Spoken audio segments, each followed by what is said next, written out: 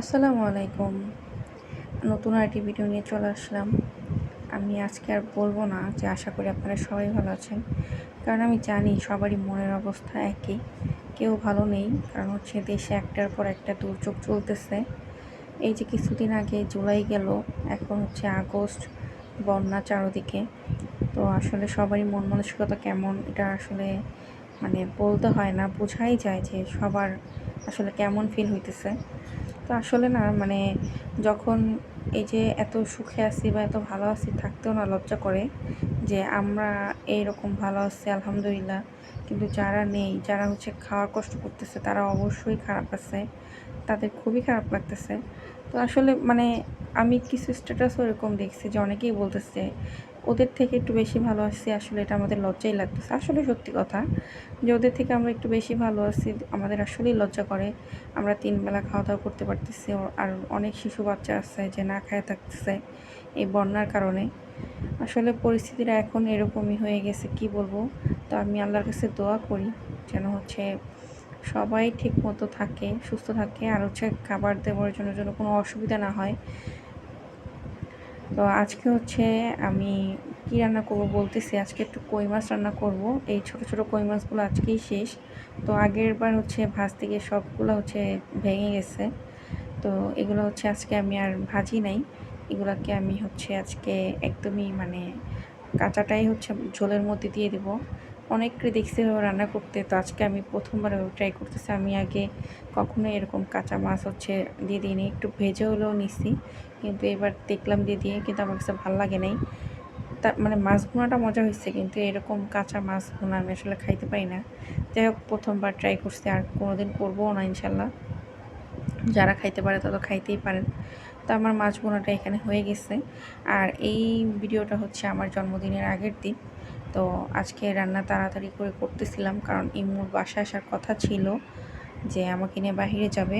তো তখনও দেশের অবস্থা স্বাভাবিকই ছিল, বন্যা ছিল না।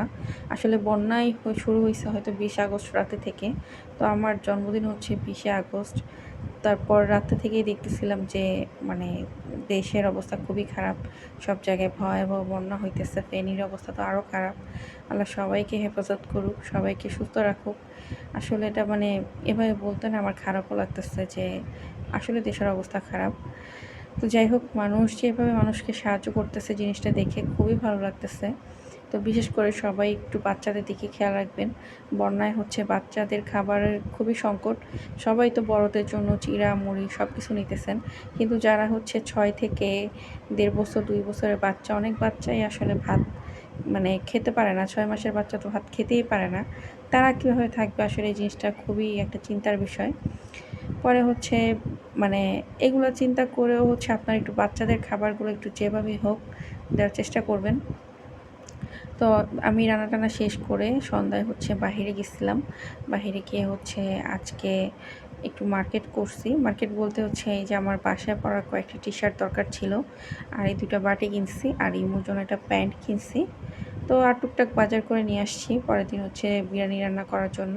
তো এই যে আমি বিছানার চাদরটা গুছায় নিছি আজকে সকালবেলা। তো এখন হচ্ছে দেখি কেমন আকাশ মেঘলা, মেঘলা রইছে। এজন্য কাপড়-চোপড়গুলো সব এখানে নেড়ে দিছি। আর আনাস বাবু বারান্দায় হচ্ছে খেলতেছিল। তো আমি সকালের ভাত খেয়ে নেব। তো সকালে এগুলোই আছে। এখন খেয়ে শেষ করে ফেলবো। কারণ হচ্ছে বিরিয়ানি রান্না করলে এগুলো খাওয়া হবে না, নষ্ট হয়ে যাবে। তো এখানে আমি মাংসটা রাতে না সরি সকালেই ভিজিয়ে রাখছিলাম। তো এখন হচ্ছে আমি বালতিতে ধুয়ে পরিষ্কার করে নিছি। সাথে হচ্ছে এই যে জিরা বাটা, আদা রসুন বাটা নামায় নিছি। তো এখানে হচ্ছে আমি পেঁয়াজ বেশি করে দিছি একটু, বিরিয়ানিতে তো পেঁয়াজ বেশি লাগেই। তো একটু পেঁয়াজ বেশি করে দিয়ে আমি হচ্ছে পেঁয়াজটা ভালো করে ভেজে তারপরে এখানে মশলাপাতি দিব। তো এখানে হচ্ছে আমি গরম মশলা গুঁড়া করা আছে আমার অনেকগুলো একসাথে, তো সেটার থেকে একটু আমি ১ চামচের মতো দিয়ে দিছি। আর তেজপাতা দিছি।